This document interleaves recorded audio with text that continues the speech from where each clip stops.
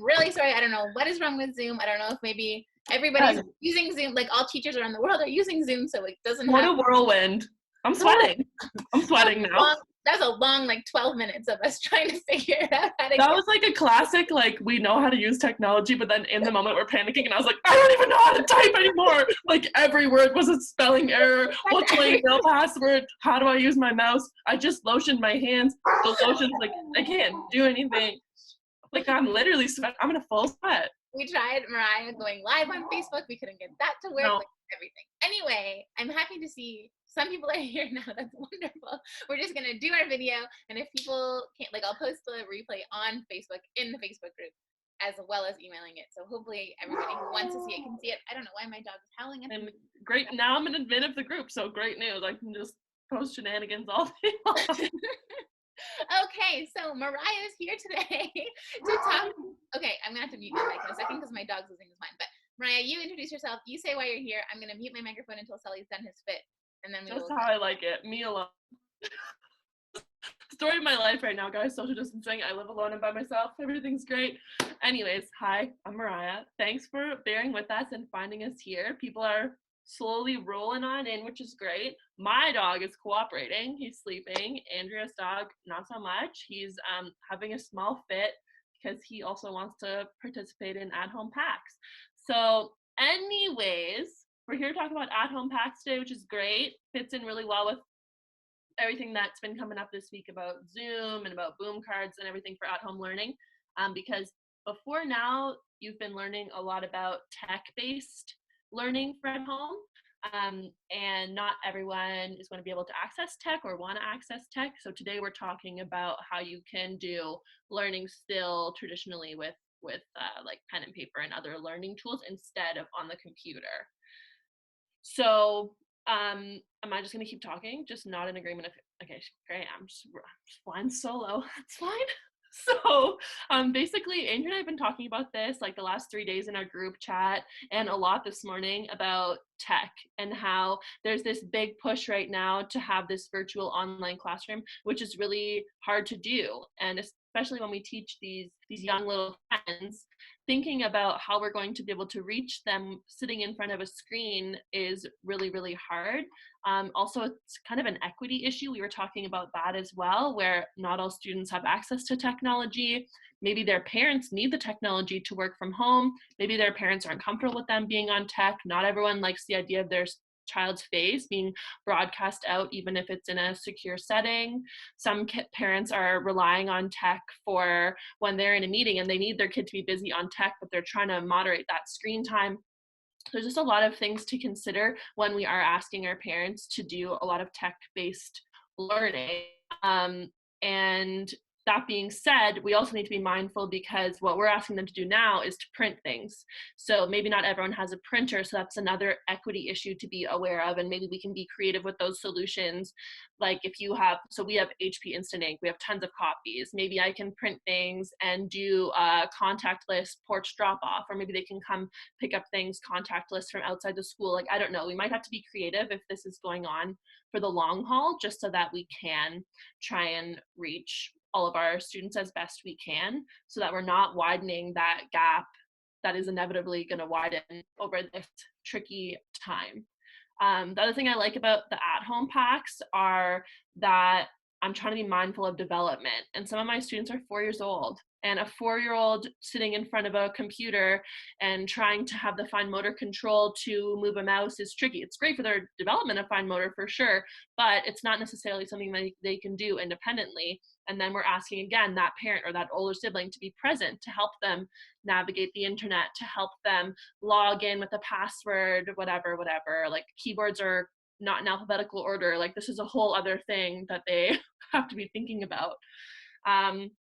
The other thing is I'm an Ontario teacher, and our Ontario program is supposed to be play-based and hands-on. So I'm trying to figure out ways to honor that and continue on with that spirit through at-home learning while still providing some sort of back and forth content for them to use. So my other pros are that, in my opinion, non-tech stuff, you have a lot more flexibility to create open-ended content. You have a lot more flexibility to cover a wide range of learning styles. Not everyone's going to be able to learn in front of a screen. I personally don't like learning in front of a screen. So to me, it makes sense to be able to have a variety of options, hands a lot, a variety of different options to reach all your different kids. I'm trying to send stuff home that is multi-level. Like, yes, they can do it on their own. Yes, it invites collaboration with their family, with their pets, whoever is around, but that bearing in mind that not everyone is going to have that ability for family collaboration. So things that are intuitive that they can do on their own as well.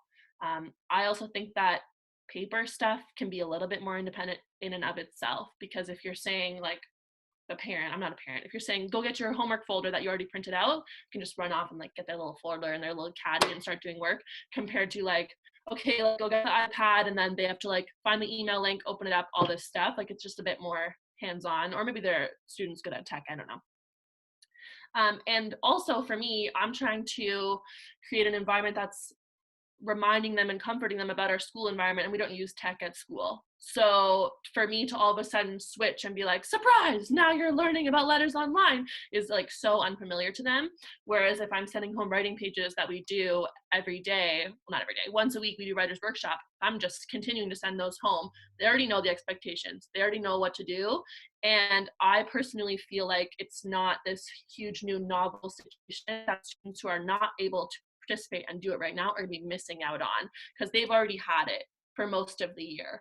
So at the very least, like that's comforting to me, where I'm providing for those that are still here and still ready to learn and still have those conditions met, but the ones who aren't, like they have already seen a lot of this stuff before. So at least I'm trying to keep that like equitable. I don't know if that even makes sense, but that's what my heart is telling me. Oh, hey. Hi, somebody's coming to watch so I'm back for now. Unfortunately, Andrea's back and now you have to listen to her. No, you're gonna still be talking for us. I was also looking in the Facebook group because some people are still having a hard time getting in, so I've been trying to like resolve that while you're talking. But hey guys, it's me. So I invited Mariah to come today because I think that like at-home packs are a great option, especially for our students who don't have access. Like I live in Nova Scotia and it's rural. High-speed internet isn't even available everywhere in our province. So like to ask students to use, I don't even know, they have like those little, I don't know, there's like a limit to how much internet they can use every month if they have that kind of internet in the rural areas. So to ask them to use that for digital learning isn't necessarily fair. So I thought that it would be cool to have Mariah come in and talk about her at-home packs, because she has posted some on TBT. I don't have anything in my store that's like, here's a big pack of like all the things that we've been working on all throughout the year that you can send home. Like I don't have anything like that. So I was like, well, Mariah, you've already got some experience making some of those. So I thought it would be cool for her to come on and just kind of tell us what she put in it and why she chose what she put in it, and like what she's kind of telling parents to do. So yeah. So there was a lot of things I was trying to consider when making packs. The first one, I'll call it my panic pack. That one was the least thought out, because I woke up on Friday morning at 5 a.m. and I was like in a full panic. I was just assembling stuff that I thought they could use for 2 weeks. And then moving forward from that, I was like, okay, I can be a little bit more mindful of the balance and like the kind of things I'm inviting parents to do in it. But again, there's just a lot of logistics to consider when you're moving to online learning and you're moving to send home packs. So I wrote down a list. There's 7. The 7th one is all in caps, so get excited. The first thing I want to think about is it printer friendly? So I know that we are educators who often print our own resources and laminate them and all of this stuff. And then I was thinking, like, is it reasonable to send home full color pages and expect parents to be printing out color resources and cutting them out for hours like we do while watching movies on a Saturday night, because that's what we do for fun? No, not really. Like they're not going to be sitting there cutting out pages and pages of beautiful resources. It's just not that realistic. And that moves into point 2, which is it low prep? Like we do not need to be adding anything to people's plates right now. People are stressed, people are anxious, people are upset. There's a lot of unknowns. This is like uncharted territory. So then to be like, great, I'm going to help you with your students' learning, but you need to have 1 hour of prep beforehand to get all these activities ready. It's just not something I feel comfortable with. I want it to be like literally as easy as possible. Print it, maybe cut out one thing. Your kid can cut it out though, and then you're good to go. The other thing I'm trying to be mindful of is how much instruction and hands-on we're asking from parents and siblings, because I just feel very strongly that parents and older siblings are not teachers. And so it's not reasonable to expect them to sit there and do full lesson plans. Maybe they're working. Maybe they need their student to be doing things on their own because they have to go and look after a baby. Like, we just don't know what's happening at home. And with that in mind, as teachers, we often can anticipate what our resources are going to do. So we can look at a pack of vocabulary cards and be like, oh, I can think of 10 different ways to use these. But parents are not teachers. So they might get vocabulary cards, and maybe the only thing that they can think of is what they're used to as children, which is doing like flashcard type things, right? Maybe not what we would do in school. So in all my packs, and I would encourage you to do the same in anything you're sending home, like write out how you want them to use it with multiple examples. I don't want to really be sending anything home that's used in one way, especially if they have to like cut something out.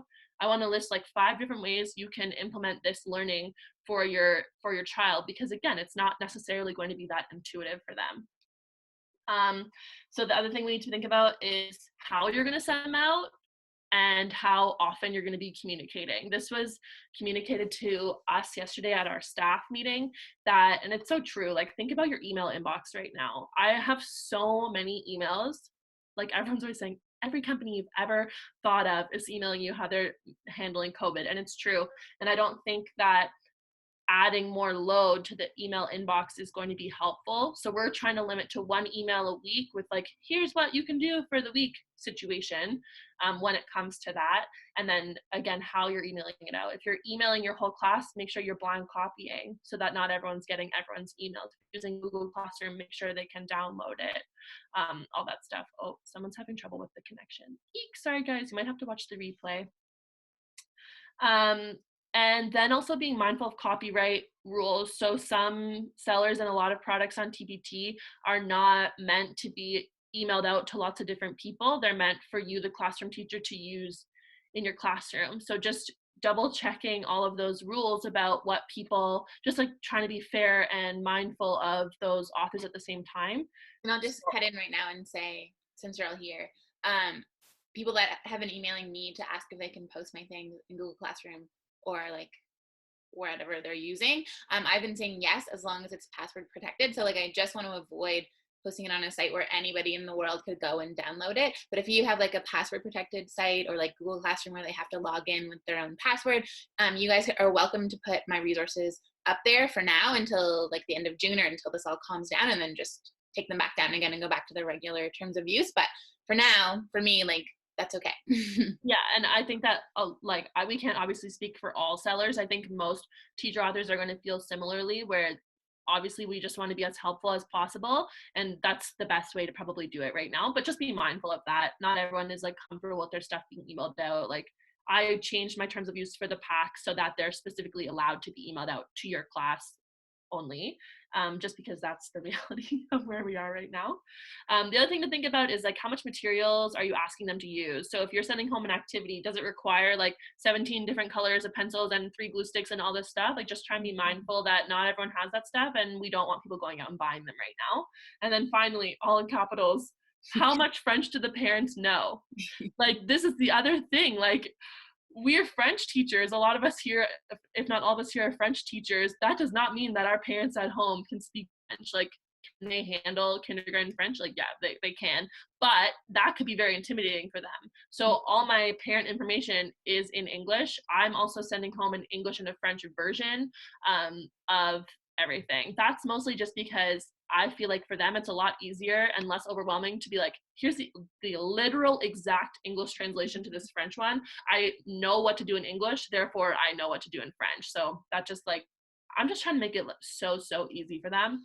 And we are a 50-50 model anyway, so I'm just like covering all my bases. Yeah, those are my logistics. Anything you want to add? For me, like at a Francophone school, it's going to be a big challenge for us to send things home, I think, because even though they have to have French in their family, not all of them, it's their parents that speak French. Some of it was their grandparents. Their parents didn't get the chance to be educated in French. Like, it's a whole thing here in Nova Scotia. So I don't know, like, our board hasn't made a statement yet of what we're allowed to do, but like for me, normally I have to send directions and like any communication only in French, but I don't know if that's going to continue, because I don't know that my students will be able to be successful if I try Right. to send home something complicated and the instructions are in French. Like, I'll only really be able to send things home that my students know what to do. Of course. Yeah, no, I totally agree. It is a bit unprecedented. We don't know what's going to happen. Laura asked, what's the best site for posting resources? This is another thing my principal said. She's like, now's not the time to be starting something new, though. Like, now is not the time to be setting up a Google Classroom, because first of all, for Google Classroom, you have to use student email accounts. And so like this was a nightmare for us to set up at the beginning of the year, because they had to have their students' email, which is like a random series of letters and numbers, and then a random number password. And so that is going to be really hard to implement now that we're not even all together. Like, I don't even know how that would happen. I had one parent already be like, we lost the password. And so I emailed them the password back, but like, that's not very secure. So anyways, it's a big mess, but Google Classroom, you do have to log in. So that's a secure way that you could be posting resources. Andrew's going to talk more about that tomorrow. So yeah, tomorrow I'm going to talk about Google Meet as an alternative to Zoom, in case you're not allowed to use Zoom, and Google Classroom like as a whole. And I have not used Google Classroom with my classrooms before, so like this is just me. Like, I've like bought a course and like have been watching YouTube videos like crazy, and I'm just trying to learn everything to like tell you guys what's up. But if you already have a Google Classroom set up, then you're golden. But like if you're like me and I don't, like I use Class Dojo with my class, so like for me, something like Boom Cards would be easy because I just send them the link. I don't know yet if you can just send the link to a Google resource. Like if you have your own Google Classroom, maybe you could like send things. I don't know. I'm gonna figure it out and see you tomorrow. can post in them, because that's Yeah, what you could post it in there. But I think if you don't have anything like that, if you just email it to your parents, like hopefully through PowerSchool or whatever you guys are using, you would have everybody's email addresses, and you can just email them like the PDF as an attachment. I would suggest a PDF, because if you try to type things in Word or whatever and you send it, the formatting is going to be all wrong depending on what your parents have. So if you can just save it, whatever you have, if it's not already a PDF, if you can save it as a PDF and send it, it will look right to those parents. But yeah, if you're emailing it out, it's not posted on the internet for anybody to download. So I think if you don't already have Google Classroom set up or something like that, that's probably going to be your go-to. Yeah, and then also just check with your district. Like, we're having a lot of rules. I just got an email, I haven't read it, but it's going to be something along the lines of, in my board, Google is the only approved thing. Like, we will not be allowed to use Zoom. We will only be allowed to use Google Meet or whatever for our meetings with kids. So just bear in mind that like everyone already has things set up in place, and so it's probably best to just continue on with what you've been doing at this point. Okay.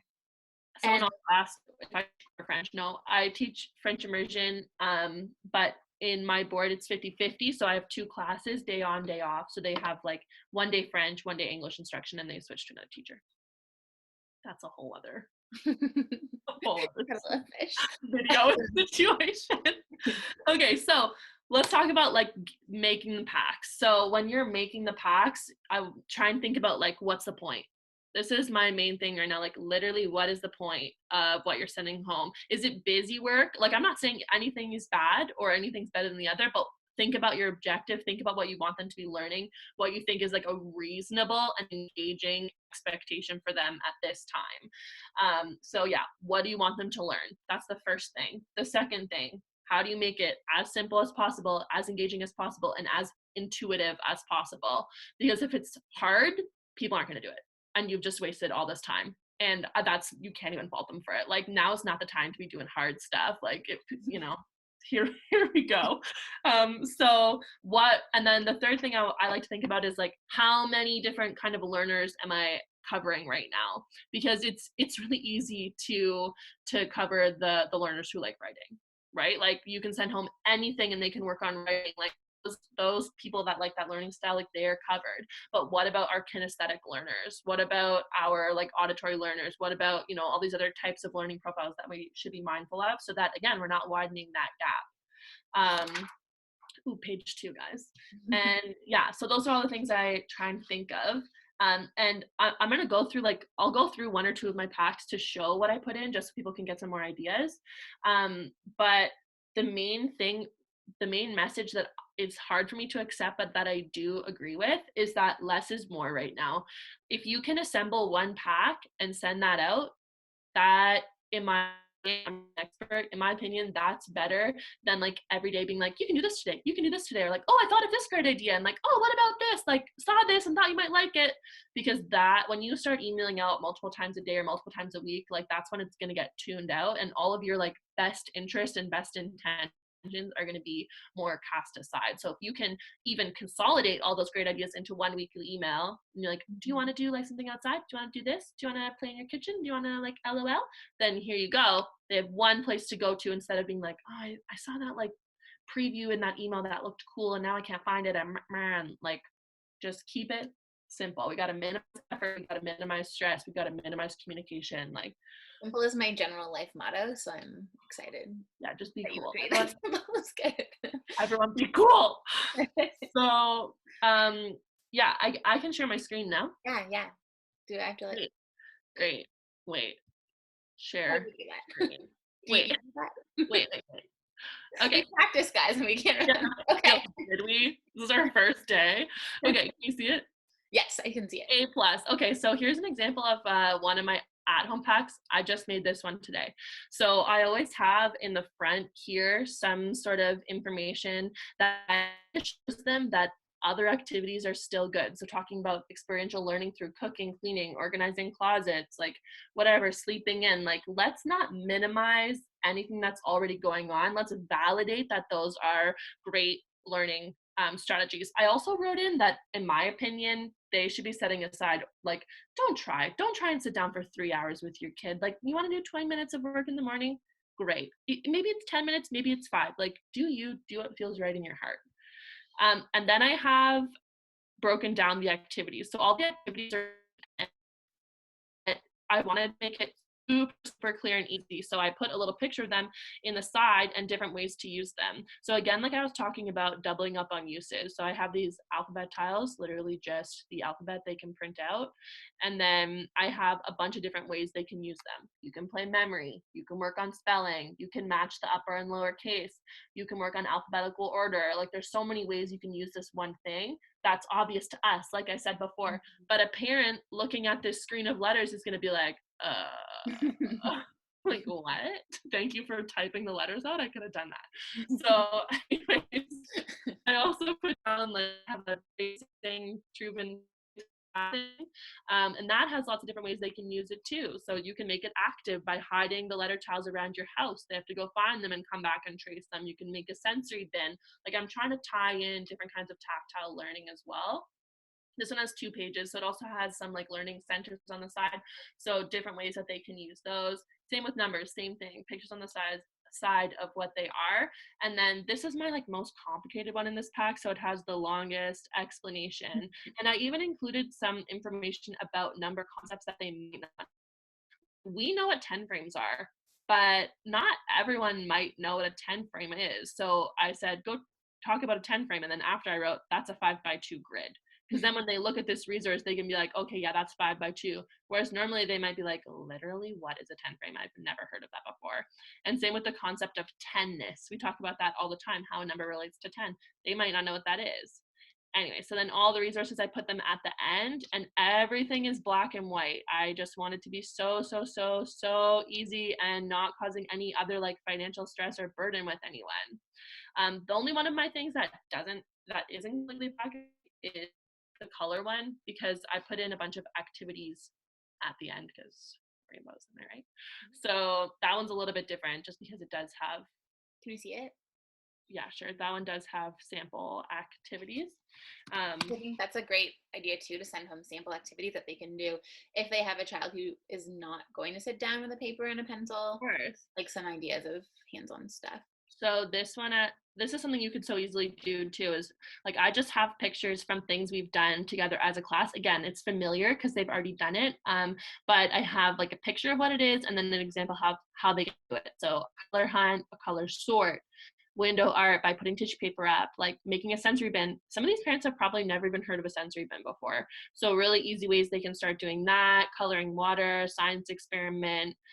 So there's that whole one. I also have this whole science pack that I also made. Let me see if I can pull that guy up here. So this one is the same, where I just put 3 science experiments using kitchen stuff. Again, we don't want people going out, but here's some stuff they probably already have at home, and then they can write it, like the materials, their predictions, and everything in their little science journal, which can be out to Jen, who told me I capitalized this. La la la la la. She's like, that's wrong. And I was like, oh, true. And yeah, so that's what I've been kind of doing. The thing that we're probably going to start next week, like, again, we haven't been told we're allowed to do anything yet, which is hard to handle, but it's fine. What we want to start doing, just to keep it really simple, is this. So I'm going to start a Google Doc. Google Docs is so easy. You literally just make it, share it, then everyone can type in it. And I have these headers.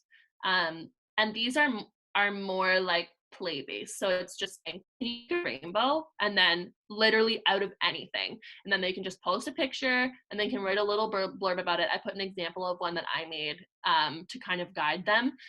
And I like this because it is inviting them to either work on their own. Like, they're all easy enough that they can do them on their own. The parent can be like, okay, today's prompt is go make a rainbow, go make a rainbow. Or they can be like, wow, this is great. Like, we're all at home doing nothing. Like, how can we make a rainbow all together? So I like that one has lots of different options and there's lots of different interpretations. Someone can just draw a rainbow or someone can make it. There's lots of different entry points for that as well. That's awesome. And write in Google Docs, because then they can all just work like live, like it's like a living document, so you're kind of building it together. Yeah. Someone just said, what if people don't have access to Google Apps? I know you can view everything if you don't have a Google account. They just won't be able to contribute to it. But in my board, all the student accounts are like they say at myschoolboard.ca, but they're actually affiliated with Google. So if they use their student account, which is how our Google Classroom is set up, they should automatically be able to go in. Yeah, my school's that way too. I don't know. We don't really use it in elementary. Like, my school's maternella do, so like the older kids all do, but they do all have email addresses. I don't know if they'll use them, but I could send them their login, like worst case scenario. Right. Yeah. And then I was wondering too, if you have a student without internet access that can't get it, do you think your school would let you mail? Like, would that be an option? Or they're being very non-committal right now because, again, we just don't know how it's going to play out. We don't know how long it's going to be for. I would like to think that that's definitely possible. Like, if we're in this for the long haul, then I think it's completely reasonable to expect that we could print and mail, or that, again, like I said, like a contactless drop off. Like, that's fine about everyone around my school lives around the school, right? Like, I commute to that school every day. So to me, it's not a big deal. Again, I'm not like saying this is going to happen. I'm not saying people blah, blah, blah, blah, blah. This is just my brain thinking. I feel fine about, for like the 5 kids that don't have a printer, printing out a pack for them and leaving it on their doorstep, going home and washing my hands. Like, I feel fine about that. I'm not going to ring the doorbell. I'm not going to talk to them, but I think that is fine. Like, if they want to learn, I want to be able to help them do that. So I don't know what we're going to be allowed to do. I don't know if that's going to be like something the union would hate because it's like setting an unfair precedent. I don't know. I would like to think that in this day and age, like, we're all going to be trying as best we can to just be super kind and accommodating. But again, it's going to be like a play by ear situation. Yeah, my board spans like a 2-hour. Like, I have kids that come from like 1 hour in each direction. But like, our receptionists, for example, are still working. So I was just thinking, I was like, well, maybe, it would be a feasible option for her to like print and mail. Yep. Because she is, she's not working at school, but. Or even like, can they print it and put it outside in a Ziploc? Yeah. They can come pick it up from the school. Like, no one's going into our schools, but I know that's a thing I've seen other people do in other provinces and in other states, where they had like a day where they were allowed to go in and prep packs and put them in bags, and then everyone just came and picked them up. Like, that's never going to happen here. But like, absolutely not. But I feel like we can learn from that, and we could make like 5 packs for our 5 families that don't have a printer and support them in that way. I don't know. I don't know. If we ruled the world, let me tell you. I know. And I mean, it could just be an option. Like, you could have another, I don't know, component somehow. Yeah. Kim also asked if student emails work outside of the board networks. For me, they do. Like our Google student. Yeah, for me, they do as well, because the parents have been checking in Google Classroom all year and they are at work and at home. So that works for us. Yeah, I mean, the world's crazy now. The thing is, I'm always framing everything as optional. Like, everything is optional. you want to do this thing? Great. Here you go. Enjoy. You don't want to do it? I hope you're doing well. Like, I just don't want to put any pressure on anyone. And that's what, at the beginning, a couple more people joined, so I'm going to say it again because I feel very passionately about this. I'm not doing anything that they have never done before because I don't want to widen that gap. Everything that I'm sending home is similar or reminiscent of or in continuation of things we've already been doing all year, so that if, like, best case scenario, we go back in 3 weeks, that it's not like the kids who did my at-home packs are coming back and way ahead and like so amazing, but then if the ones who didn't are still going to be fine. Because I think we have to be really careful because a gap already exists between students who have parental support and resources at home and students who don't, and we have to be careful to not widen that gap because the students who most need our help might be the students who aren't going to get help. So I think we need to be careful, and we need to have like reasonable expectations that are reasonable for all families, not just for some families. So just, you know, keep that in mind. Jose asked about Toit d'Auteur, like, and we mentioned this earlier, but if you came in later, Jose asked about if she buys something on TPT and can she email her parents some of the pages of it, because technically you're not normally allowed to do that. A lot of TPT authors are relaxing their terms of use for this like insane time and saying, yes, you can. Like, I am one. If you want to send something that I've made that you've purchased and you want to send it to your parents, like, absolutely. I'm just asking not to post it to like a public website where anybody could go and download it, but something that's password protected, Google Classroom, like Dojo, where they have to log in, or just like email it directly to them so that it's just not publicly on the site. Yeah, exactly. And you can, if you're wondering how you can just send a couple pages, if you pretend to print the document, like do a Control P, then instead of printer, you can select save to PDF and then just select a custom range of pages. So if you only want to send home like 4, then that's a easy way to do it. Yeah, see, someone said like seeing letters in the environment and something like that. Exactly. That's like what some of the tasks are too. It's like, did you see a bird? Yeah. Have you seen a bird? And then it's like, where'd you see it? Like, draw a picture of the bird.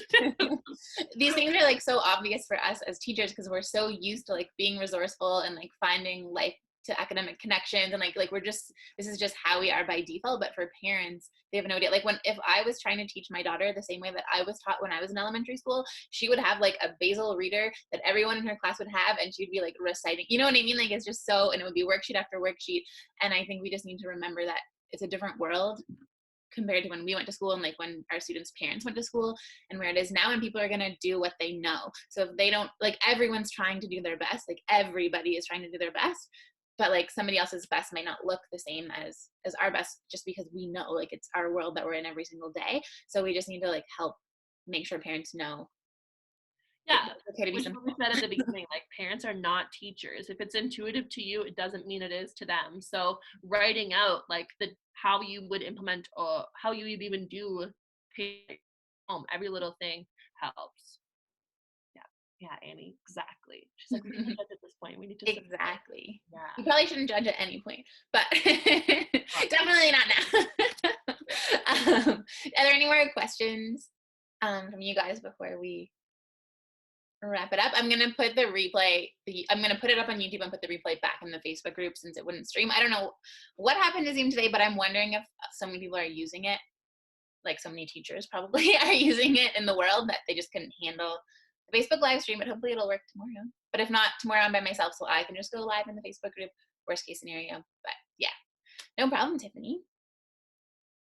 Oh yeah, can you guys hear about Al? So Kim, like, I know my school says this all the time and we're still like sticking to it. Like, switch Netflix to French, listen to the radio in French, like anything you can do in French, watch YouTube videos in French.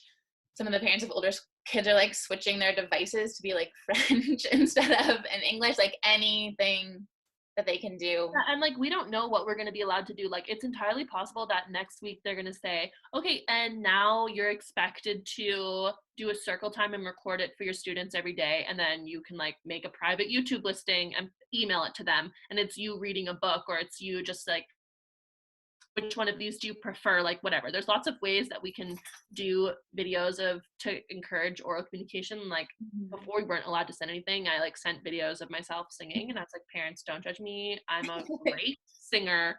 But they were saying like their kids were singing at home and everything, so we kind of have to rely on and like trust that our kids are not going to be sitting there like blankly staring at us while we're doing stuff, because I've seen that happen with like I don't know if people still watch Dora, but I remember when I was babysitting when I was younger, we'd watch Dora and she'd be like, say this, and everyone's just like, That's what Leah does. yeah, so we gotta hope they're not doing that. Kim says her biggest concern is their kids speaking French, and so is mine. Like, before you can read and write and do everything else, you have to be able to speak. And the fact that my students already are technically behind with their communication oral because they're supposed to be francophone, but one of them out of however many there are, one of them out of 15 is. So like that is also my biggest concern, Kim. And if we're allowed to like do videos and stuff. Today I was told, we had a staff meeting this morning, and I was told be prepared to like be teaching. So I don't know if that's going to change between now and Monday when you said to be ready for. We'll see. But like that's going to be my biggest focus if I'm allowed to do videos and stuff. Like that's what I'm going to be going for because that's what. Andrea's sitting in her office for 7 hours a day trying to.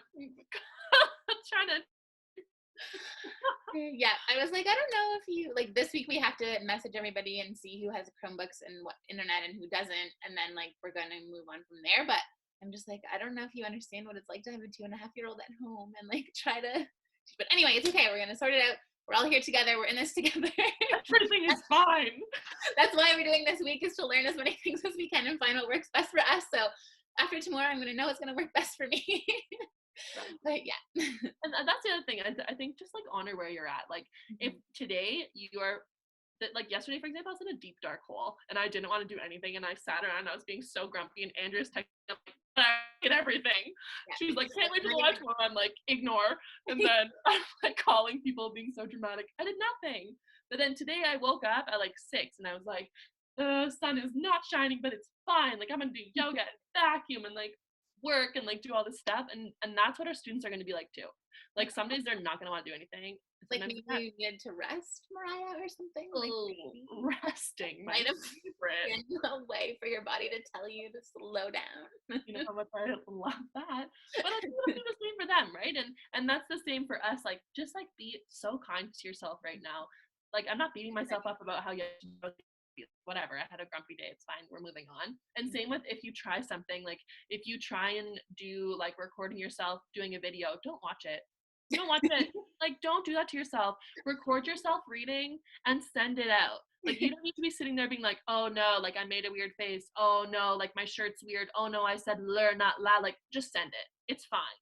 Don't be like beating yourself up for a 10-minute read aloud. Done is better than perfect. My other life motto, number 1, keep it simple. Number 2, done is better than perfect. And I feel like both of those life mottos are perfect for our life situation right now. We're getting really off track now. I'm just like, yeah, okay. We're done. You can go. Go have a snack. Go do whatever you want to do. Sorry. We're the worst, guys. Okay. Tonight I will. Oh yeah, and Mariah's giving away one of her bundles. Oh, yeah. So I have a Google form for that as well. I'm gonna put the link in the chat right now. But also left. We've been rambling for so long, and literally not a single person has left. And you guys are the best. you guys are great. I just put the link in the form right now. It's really easy. There's only one prize, so you just have to type your name and your email. I will announce the winner in the morning again, like I did today. So enter by midnight. Like we have nowhere to go. Thank you. I'm so glad we're your Let me trap you in our endless Zoom banter. I'm gonna like type it in a few times so you can see, and I'll also post it in the group. I'll also email it tonight when I email the replay. It's gonna be great. Oh no, it's not there. Did I send it? Oh, I'm sorry. I did the thing where I only sent it to Mariah. I'm sorry that I always tell you guys. I don't need my own bundle. There it is. Sorry. Okay, as always, you can DM us if you want. We've got nothing to do than answer DMs. So at Madame Mariah, holla holla. If I still, have a husband after this because Leo was not napping. Oh no, I'm not accepting responses. Leo was not napping, so we had to like panic. Ben took her away for a drive instead of a nap, and I don't think he's thrilled about it, but it's okay. Okay, try again. Try again if you can accept, because I switched it back over. Right. Try again. Even technology, Andrea? I know, I copied the one from yesterday, and I had turned yesterday's off so that people didn't enter while I was doing the draw, so I think, okay, it is working. Perfect. Thank you. Okay, I will see you tomorrow. Not Mariah. Flying solo, unless somebody in this audience is currently a Google expert and wants to come on live with me. But otherwise, it's just me tomorrow, and I will see you 1:30 for the last day of the challenge. Woo! Okay.